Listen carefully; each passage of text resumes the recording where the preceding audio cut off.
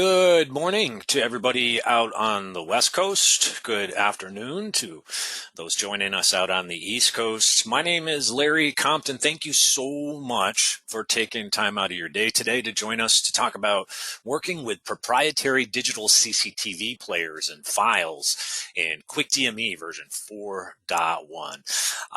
That is what today's session is about, and we've got quite a bit to cover, and some exciting news to share on other product developments as well. As always, I am joined by our Vice President of Sales, Charles Greene.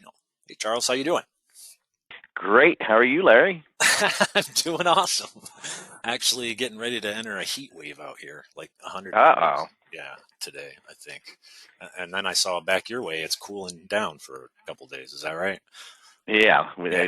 much needed. It's been kind of scorching out here. Yeah, we need rain desperately. Anyways, back to the topic at hand. Charles is going to be helping me with questions and answers at the end of the webinar, as he always does. Charles is probably the most intimately familiar with our products and solutions and how to get them into your hands. Valuable information. If you have questions throughout, open the questions panel, just type them in there, and Charles will keep an eye out throughout, and we'll try and make some time at the end as well to address those questions. So right into it I want to get, and that is the 30-day demo package. So even before we start talking about QuickDME 4.1, we had a webinar not long ago on its new features and things of that nature. But I think the biggest thing that we couldn't spend time on, we did mention, is the 30-day demo package that QuickDME, that we now have for QuickDME 4.1. So as you may know, QuickDME is essentially a database and a storage location. And our software, it's your database, it's your storage location, and our software serves as your intermediary between those, essentially. Well, it used to be,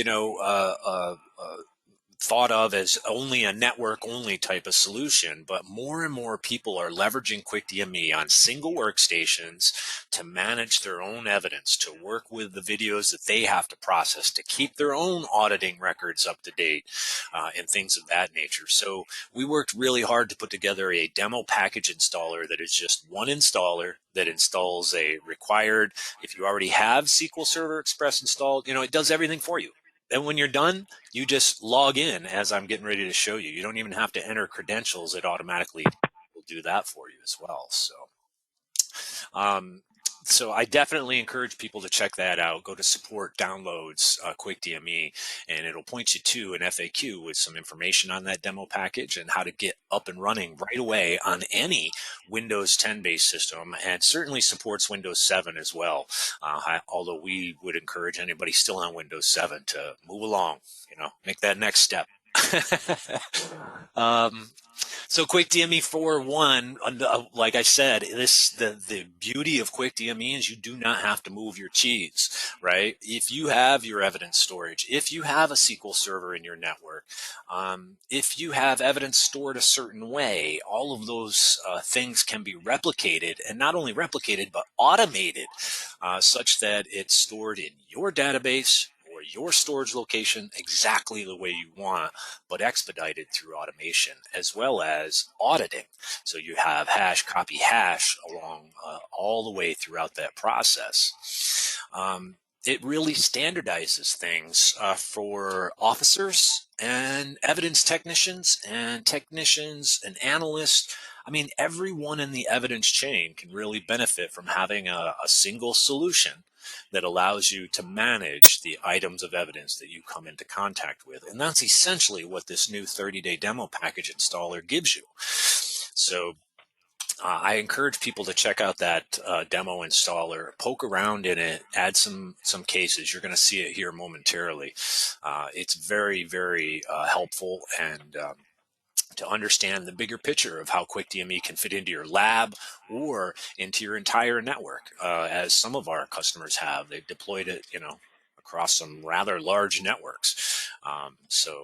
And then you'll have that detailed auditing history. Again, Ron Popeil, like, set it and forget it. You need to look something up. You can go look something up run reports on storage, and all sorts of things that you today may have to go to several locations in order to get.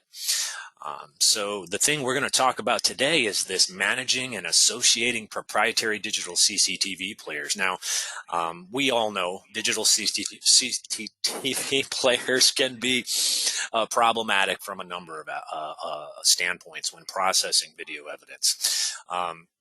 But digital CCTV players are susceptible to the same issues as any other software. So Microsoft Windows Media Player, VLC, all of them have strengths and weaknesses when it comes to playing multimedia, as there are literally sometimes thousands of variables. Sorry about it. I'm just going to mute that. Sorry. But there literally can be thousands of variables when we're playing proprietary digital video files. So as with any standard player, these players introduce even more variables. And so we were looking for a way with QuickDME 4.1 to give users a quick, easy way to preview FFmpeg supported evidence outside of QuickDME, outside of our Access DME interface. Get in, look at it, maybe copy a frame, maybe copy some metadata out, that sort of thing. So that's what we did. We gave them QuickView LT. So all of our customers, QuickDME customers, have this and are integrating it into their workflows because it's so convenient. It's accessible right from the right-click context menu. Runs a metadata, 3-column metadata report with EXIF tools, media info, etc. We have videos and did a prior webinar on all of that, but I highly encourage you to check out QuickView LT if you haven't already. It's also going to be integrated into Archiver, possibly.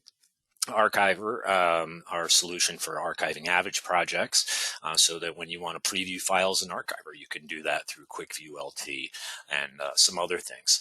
Of course, the FFmpeg convert integration continues to get improved, and with version 4.1, we did make some included some additional commands, and of course all of that can be saved to a detailed FFmpeg log right at the end of your process, so you don't have to worry about taking notes on what settings you used and how you processed. It's done for you. Also added some default send to options in QuickDME for doing that right within QuickDME rather than leveraging Omnivore's FFmpeg convert. So right within QuickDME, you can do a lot and even more of the processing task leveraging FFmpeg that we provide in Omnivore's FFmpeg convert. We have a new automated derivative ingest, as well as a new folder type for supporting data, meaning that I can add files to this particular supporting data folder type. And so on and so forth. So if I want to add information about the player, the system, etc., that can all go into this new folder type called supporting data. And also creating local copies on ingest. So with any evidence system, of course, we want integrity first, and the problem becomes, well, if I'm ingesting it into my evidence system, then I got to bring it back out of the evidence system if I'm processing it in a third-party tool by any chance, and make a copy when I'm doing that. So we can do that automated for you. And of course, all of these features are permissions-based, set up by you, the law enforcement administrator of the solution. So what we're looking at right now is my desktop, and you'll see a QuickDME folder and an Access DME icon. Those are the two things that get installed when you install QuickDME onto your desktop. Inside the QuickDME folder, you're going to find shortcuts to guides as well as the applications. If you're not the administrator, you don't need to be into database setup or admin configurator. I've left things, everything settings-wise in the application is you're going to see the demo database with very few changes to it here momentarily. But quick access to the guides on how to set things up, etc., if you want to further leverage it. Access DME, the program for viewing and managing your evidence. And of course, down in your taskbar, you're going to have Quick Downloader running. So if we want to browse for evidence, we can disable auto detect, which is turning on off whether or not when a new drive is attached, whether or not it comes up, so on and so forth. Let's get right into Access DME and start talking about some digital CCTV evidence. I have a Samsung folder here on my screen that I'm going to use. And I had logged in, so let me close this and show you what's going to happen on your demo login. What's going to happen is it's going to come up with the user ID and password pre-populated in our demo installation. So all you have to do is click OK, and it's going to launch Access DME, and you can get right to work. In fact, as soon as Access DME opens with the demo installed, it also does a search, automatically searching for all cases in the system. So you can see the asterisk wildcard was entered automatically, and then it searched and listed all cases currently in the demo system.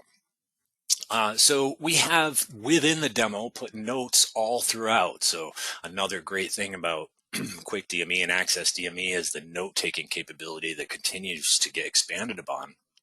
Based on user feedback. Some are using QuickDME as a workflow solution. As you can see over here on the right-hand side, maybe you might be able to read this, I'm not sure, but I have some custom fields for who I'm assigning this case to, who the requesting agency might have been, agency contact, phone, email, etc. You can see they're not required fields because they're not yellow, but those are custom fields. Some of our customers are using this so that they can just come in and search for all cases assigned to Joe Friday, right? And so on and so forth. It's so flexible. That's what makes it very challenging to describe QuickDME, but the essence is it's your evidence, it's your database. Let's do it your way, securely, and audit everything along the way. So I'm going to select another case, and you can see some more tips that we've added, like the types of folders, the legend. Of course, all of this information is right inside the guide if you go to Help and Quick Start Guides. So you have access to that, and of course about the version and checking for updates online as well. But we've put notes on folders. We can also add notes on downloads. So you can see I'm on this case folder, AVI files. It's brought up my case info tab, and let me just widen this a little bit so you can see the case information, right? And if I select the download, the yellow folder underneath it, which is a download record, somebody ingested evidence, it goes automatically to the download tab and provides information about who ingested this and what it is. Down below in the items view, it shows those items, and we can, if QuickView can process and play them, we can just simply click on it and play it right within QuickView. Right? So standard files, yeah, that's a no-brainer, Larry. You know, let's look at something else. Let's look at something that's maybe a DVR EverFocus file. So a lot of folks using FFmpeg and libav out there in the wild to process digital video evidence. And you know that you can play a lot of proprietary containers with standard streams. Just leveraging FFmpeg. But what you also need to know, see, this is an EverFocus DVR file. It's .avr is the file extension. You can see the hash over here in our metadata tab, all the information it was able to extract from the file, which was not much because it doesn't know that container, FFmpeg. But here's my audit tab with everyone who's watched, touched, or done anything to this evidence. What I can do is select it in QuickDME and play it right within our QuickView. But I want to show you a little something about this file because you have to be careful if you're processing a proprietary container. Even though you can see, or FFmpeg or your tool of choice may be able to see a standard stream or see a stream that looks standard inside that box, that does not mean it's doing so properly, right? So always, always, always validate when leveraging tools to play. Look what just happened on screen. We flipped from a 704 by 240 image to a 352 by 240 image. So we have two channels that are recording to the same stream in this particular case. So one of the things I want to show you is what I would do if I didn't have the player. I'm going to show you how to associate this player first, and then I want to show you extracting some information out of this file using our new reports. So first I want to associate this player. Make it so that I have this proprietary player that will open this file, and make sure that that association, let me close these other cases, make sure that that association, I can have it just associated to this specific download folder, or I can create a new association that'll be available to all cases. So I'm going to select the file, and because I have rights, I can, to do this, permissions, I'll come up to Tools, Associate. And here we can see that it's already associated and found the player. I could, most cases, just click Auto Associate, especially if the player is included in the download when you ingested it. Those of you who have been around for a while doing this may know that this EverFocus player is a standalone or portable application, meaning it does not need to be installed on your PC. So it works great for a solution like ours. What our system is going to attempt to do is, if it sees a standalone player that's associated to this, then it's going to automatically locate it for you when you do auto associate. If it doesn't, it's going to look to your local system registry to see if you have anything in your local system that is set to play AVR. And if it finds something, your default player, it's going to try to virtualize that player. If it can. If it can't, it'll come up and tell you so. So you can see this one, it comes up, says video, file type, file extension. I've got the player all associated. But if I do a remove from library, it's going to delete this file, this player from the library. Right now, I have it local to this download as well, meaning that this file association only affects this particular folder. I could go to any other folder with an AVR file and this player will not be available. So I can just click Save, come over to Thumbnail View, and you'll see that the player is associated now in the thumbnail view. I can right-click, go to Download and View, Associated Player, and it's going to download that viewer and launch that file in the viewer for you. So EverFocus player, really simple, but there's a lot that can be learned from this, which is why it's included in this demonstration, as well in QuickDME, as well as in the upcoming Omnivore release that we're going to talk about a little bit towards the end here. But essentially, we have two channels that are recorded to this AVR file. FFmpeg was only seeing one stream, right? In fact, these two channels are recorded at different resolutions, and they may even be at different frame rates. They may be constant frame rates. They may be variable frame rates. We don't know. This player's nice. It gives you an AVI, so you can export an AVI and validate. And when you do that, it exports one of them at 704 by 240 and the other at 352 by 240, because that's the way the recording system was set to store them, right? Same thing you would think with JPEG, right? Well, that's not right. If you export a JPEG image, it actually just does a screen capture. So a crappy way to grab an image from the video if you're looking to grab, because JPEG is, certainly it may not reduce the quality, but it's going through another compression process at a minimum. So I have options with this player to play the file. You can see that it only contains 4 based on its interface. I can learn a little bit about the file by checking out the player's capabilities, etc. But I can also learn an awful lot by right-clicking on this AVR file and either doing a detailed report, metadata report through the QuickView player, or leveraging our send to processing commands right within QuickDME to get even more detail out of it. So you can see EXIF Tools did not understand the container and didn't see any stream.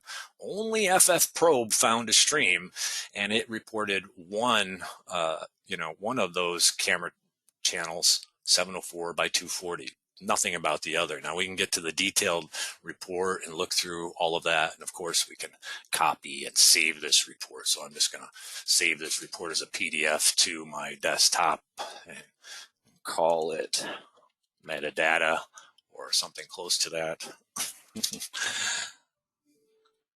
And that report will be saved out.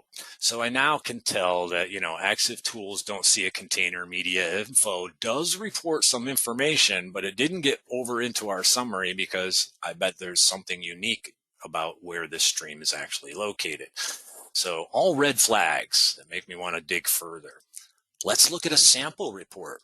I'm going to right click, send to QuickDME. These are our default processing commands that ship with QuickDME. So we have a slew of categories right from the beginning of your workflow with interrogating metadata and visualization. We can do that metadata comparison report. This is the same thing you just saw. Or a frame information report, the XML frame report you may run manually or through other third-party tools. This report is crucial. Is absolutely crucial to timing and frame analysis when it comes right down to milliseconds and things of that nature. So I'm going to run this report to show you an example of this particular, so as you can see, it pre-populated the file name, XML. I'm just going to save it to my desktop. It'll go through and FFmpeg is going to generate the report, and I'm going to re-ingest the report that I just created as a derivative from my workflow here. So it'll all be documented. The auditing will all get done. That, hey, he just ran an FFmpeg report. All of this FFmpeg output you're seeing on your screen will actually be stored into the log file once it's created. And check this out. Boom! The report came right up in our FFmpeg XML viewer, which is a great handy viewer, especially for viewing these reports in the field and things of that nature. But you can see keyframes, you can see packet duration, and of course you can get to all the different columns and choose which columns you want to see. But I'm going to scroll over here to show you a few, including width and height. So 240 is rather consistent, but we can cruise through this and we're going to start to find, we see 704, we're going to start to find 352 in that same field. And that means it's seeing two different image sizes in one stream. That's a good indication, right, that we have two channels. So I'm just going to close out of this report. Like I said, I want to re-ingest this as a derivative, and heck, I'm going to include the log out as well. And then I'm just going to close. Now, saving log is for saving outside of AccessDME locally. If I'm re-ingesting, I just need to close. And what's going to happen is it's going to come up with those files and re-ingest them as a derivative under everything's pre-populated. It's associated to the proper download. And so I just need to add some general information about when, who, what, why. And me again. And I'm going to say no, it's just a report. Processing required, no. I can include a hash report and click OK to bring that in. Now let's go over, you see, there's my interrogate derivative folder. And here's my interrogate report. Boom, pops right up in our QuickView viewer. You can preview this information right within QuickViewer. Now, those of you that have been doing this sort of interrogation at the sample level for a while know that, you know, Microsoft Excel is really, really good at this and really powerful at sorting data and working with data like this. So we're looking to make, number one, with our QuickView or XML viewer here, we wanted it integrated, we wanted it portable, and we're going to continue to add on to its capabilities, of course, to include more and more functionality that will help you in the field. So I highly encourage those that aren't familiar with this report to become familiar with it. If you want to see the log from everything we did, I'm going to click on the log file, and here's Ocean Systems QuickDME send to. Cornelius Crunch is the user who did it. That's me. And then everything about what we just did, the case, the command line, the input, the output, you know, all of your frames exported, etc. So your entire FFmpeg log is stored for you automatically. I love that. I just love the report and having the ability to review samples like that. So with that said, let's take a look at another, maybe slightly more challenging issue. You can see I put some notes on this case about playing and the associated player in the demo. So in-car videos, most of them that are standard containers, so on and so forth. So not a lot of challenge there, although there are some that use proprietary file formats in in-car systems I've come across, as well as some that leverage standard containers like MPEG. but have proprietary data in them. Another thing you got to be very careful about when you're talking about pixel level detail and millisecond level detail. Omnivore example in here as well in our but I'm going to come down to this digital CCTV EXE. So it says here EXE exported from a DVR in our notes field and use download and view with Windows default viewer. Why? Because it's an EXE, so Windows will just launch it. So if I want to view this file, QuickView can't parse it, but I can simply right click, download Windows default viewer. It's going to launch the EXE. So Windows default viewer, if it's an EXE application, will allow you to run that EXE right through Access DME and manage access to all of that. So there's an EXE example. Let's take a look at Night Owl, another very common one. I'm going to click on the Night Owl case and we'll pop down here to this download. And with the Night Owl, we have a few different things to talk about when it comes to processing proprietary files. Let me go to TreeView and show you what's in this. We have an AVI generator application which can be used to convert their files. We have the actual 264 video file, which you're showing right here on screen. We have a nightowlplayer.cameo.exe. And then below that, video player, owl, English, So this looks like the player installer. This looks like a virtualized version of this. And this looks like a converter for exporting the 264s to AVI. So what you're going to use and why takes a lot more discussion and training than this particular session. But I want to talk a little bit about player virtualization, in particularly Cameo. Because what we have here, if you come over to the thumbnail view, you're going to see, let's go up and see all of our file associations. I'm on this 264 file, but I want to see all of my file associations. I'm going to go to Edit File Associations, and there's only two right now. A file association for AVR, which you saw, and I have another one for Omnivore. Okay, let's see if we can create a file association from scratch. I'm going to select the file, 264, Tools Associate. Again, it says it's a video. If it's coming up into the wrong category, you want to make sure that you have it in the proper category as video. It might come up as other if it's a proprietary extension. So put it into the video category. And before you do anything else, click Auto Associate. What's going to happen is it's going to look, like I said, into that download, and it found the Night Owl Player Cameo self-executable. Was able to handle this, so it is going to include it into the library. Now, I talked about making this association specific to this download, or if I don't check this box, it's going to be associated for all cases that may have a .264. As you probably know, lots of people use .264. There is a standard .264 and several variants. So I'm just going to click local to this download again and then save. And boom, you can see my player is now associated, and I have that option available to me in my download and view with associated viewer. So very quick and easy to leverage that. Of course, I can copy this evidence or data out to if I want to do anything. But this Cameo player, Cameo, for those not familiar with virtualizing players so that they don't have to be installed on a Windows system, Cameo was the biggest player in that market for the longest time, in my opinion. So simple, so versatile, so easy to use. So I will point that out. We make every effort to try and virtualize for you, but when we can't, you might want to consider doing it yourself. You can download the free Cameo packager. It's still available, no longer supported, but in my personal opinion, just my personal opinion, I've been using it since they deprecated it, and it does quite well on Windows 10 at virtualizing applications. Now, some places use thin apps for virtualizing, but I've found that switch my screens. I've found that Cameo is far easier to use. How it works is essentially with Cameo, you are running the little EXE. It's a standalone application itself. You run the EXE, then you install the software. It takes a snapshot. Then you install the software.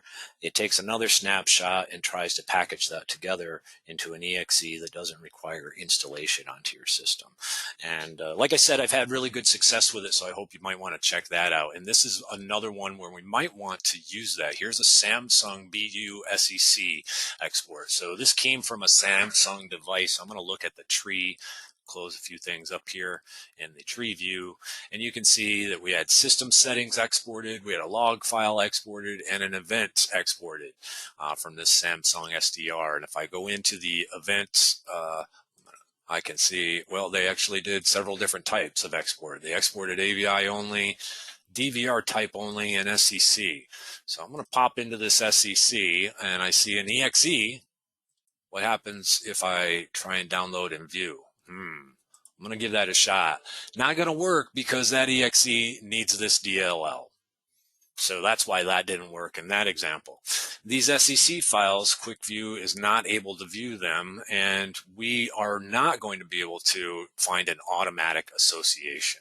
So let me try an auto association. Nope, we can't find a player because there is no player in this download. I could try and search my system. So let me try searching my system to see if I had a player. I could find it by just browsing my system, or I could look at the evidence folder for the software, so on and so forth. In this case, I do have it installed on my system, but it is not virtualized yet. So I would need to create a virtual version of the player with Cameo and then upload that as another upload into this so that I can use it, or just ingest it as an exe for the player library.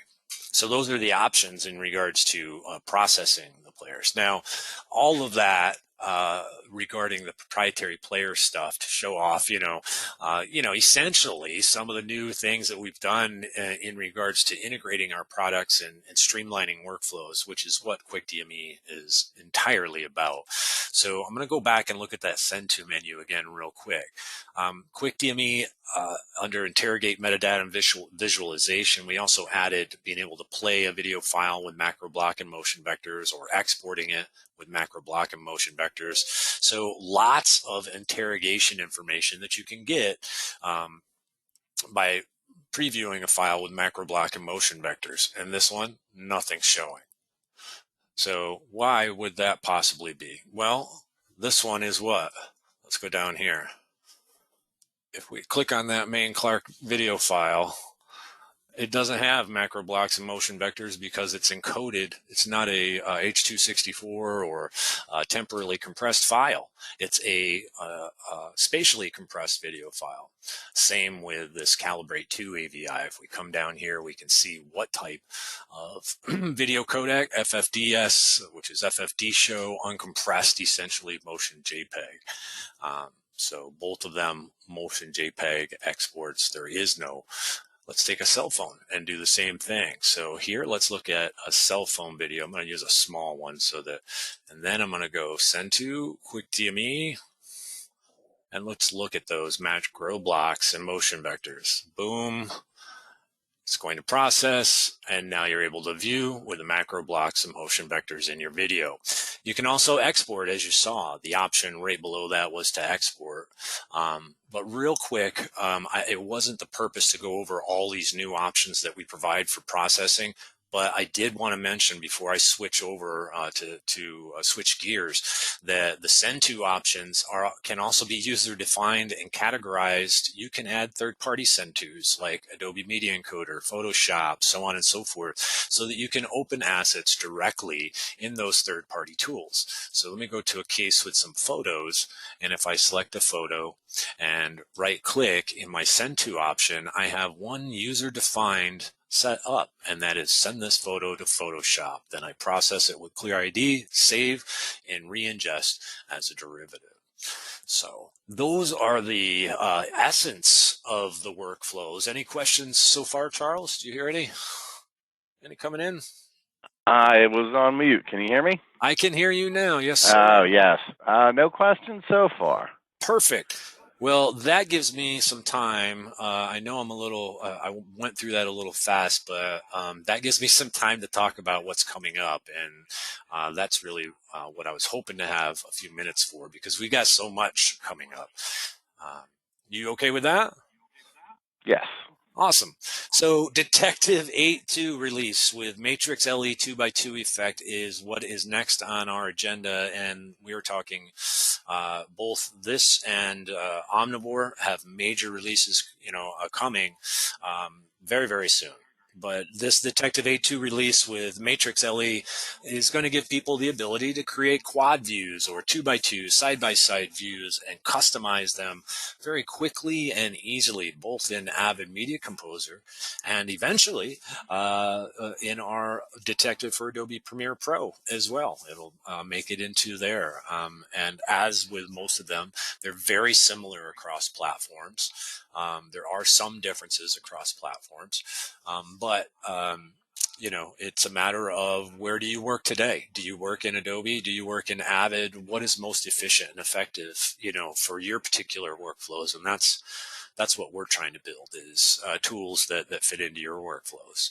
Now, when it comes to Avid, if you have not been keeping track or paying attention, Avid Media Composer is my nonlinear editor choice of preference. And that may come as a surprise to people that have known me for 20 years in this industry. I love Avid. I've always loved Avid for its precision, for its the way it makes you make some decisions about your workflow, instead of being more consumer oriented and automating a lot of things behind the scenes. I like to have precision and control, but Avid has jumped leaps and bounds. I'm simply dragging and dropping cell phone, body worn, drone, video evidence into Avid, doing a few quick clarifications or building my timeline or sequence of events. And this tool right here, Matrix LE 2x2, is going to be very helpful for folks that have similar workflows to that.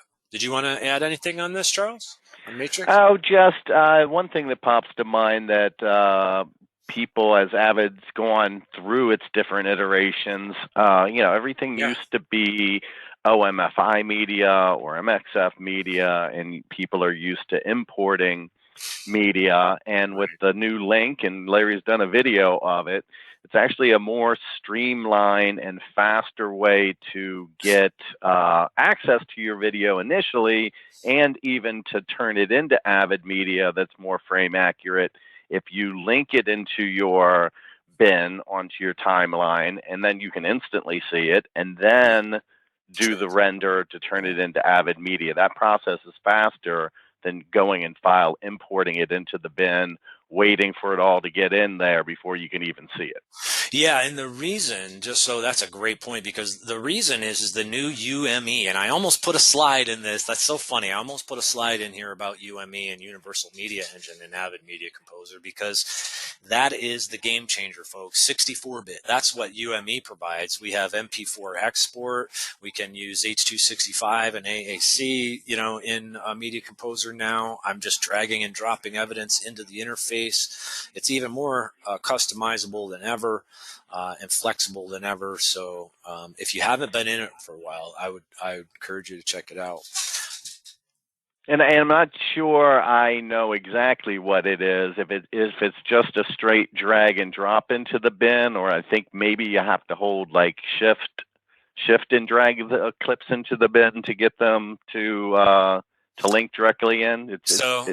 Yeah, so just drag and drop is going to start the old school import process. You don't want to do that. So if you click on a clip or a file and you drag it into an Avid Media Composer bin in release, so you left click and drag and release, it's going to assume you want to import that file using the old import method.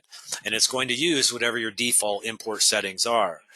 If you want to link to that file, you just hold the Alt key when you're Alt key. There you go. Yeah, so just drag it. Yeah, I would wonder why Avid wouldn't switch that and make it the inverse of that, since the linking is so much more effective, right? Yeah. Well, I think that may change, but it all depends on workflow. I mean, you know, a lot of the professional editors and studios have been leveraging Link from day one because they're using cameras that were built for that purpose. But UME, Universal Media Engine in Avid, has been the game changer. Exporting directly to MP4, you know, importing via transcoding up to 8 times faster than importing used to be, supporting, you know, resolutions that are just ridiculous, so on and so forth. It's just such a great tool to work in these days, and I'm sure there are a few people out there that you know, might be surprised that I'm so in love with it, because I used to rarely get into it. And you know, NLE editing, in my opinion, is an advanced level analysis for most NLE type work. You know, for demonstrations and things of that, maybe no, but if you're doing analysis with an NLE, boy, you've got an awful lot of T's to cross and I's to dot to make sure you're not milliseconds off, frames off, so on and so forth. And understanding how your NLE is doing that is so critical. So I see we're moving on. I've just switched the slide because I wanted to talk so much about this Omnivore 3.5. I know we did a webinar on it and what's coming soon in Omnivore 3.5. Well, we had a bit of a hiccup along the way by, you know, what's called feature creep, I think, isn't it, Charles? So we have some new stuff coming, including that this was not in the webinar, an all new Omnivore Field Kit capture capability that is just going to really change the game when it comes to documenting any type of digital evidence recovery. You know, certainly digital CCTV recoveries, and we all know those familiar with Omnivore Field Kit know how it's helped with some pretty key investigations and cases, getting expedited access to actionable information and the best quality information out on the street as fast as possible. Well, that's going to be even faster now. Our new Field Kit viewer is really, really something, and I can't wait to show that off. For those not familiar with the Field Kit, it's essentially your solution in a bag for recovering from digital CCTV files and computers and any VGA, DVI, HDMI, S-video, or even BNC RCA type video output device. So whether it's a computer, a DVR, whatever, all you do is disconnect the monitor that system's currently using, and you plug in our USB bridge to your laptop, and take the other end of that bridge and plug in a cable to that monitor's output. And the big, huge change that's coming in this 3.5 release is that if it's a digital signal, if it's a DVI or HDMI signal that's being sent digitally out of that port from the source system, it will simply be stored to file as it's sent out. We will not sample an analog frequency anymore. So that's going to be a huge change and really, really expedite things and provide some more capability for a lot of folks. Plus, the viewer itself, I can't wait to show you. A lot of really great stuff. So those familiar with our Field Kit know that you can purchase it with an HP ZBook. The new ZBooks are just out of this world. Fast. They're great workstation grade systems that can serve as both your field solution and your office lab solution. In fact, that's exactly what we recommend. You know, dual purpose, multi-purpose. These devices with your Field Kit can also be the workstation back in your office. Now, that's not to say towers and rack mounts aren't beneficial, but these laptops have gotten to the point where they can keep up with a lot of the common tasks that you're going to do on a tower or workstation. That's why they're called workstation grade. And of course, Thunderbolt 3, all kinds of improvements in speeds and graphics.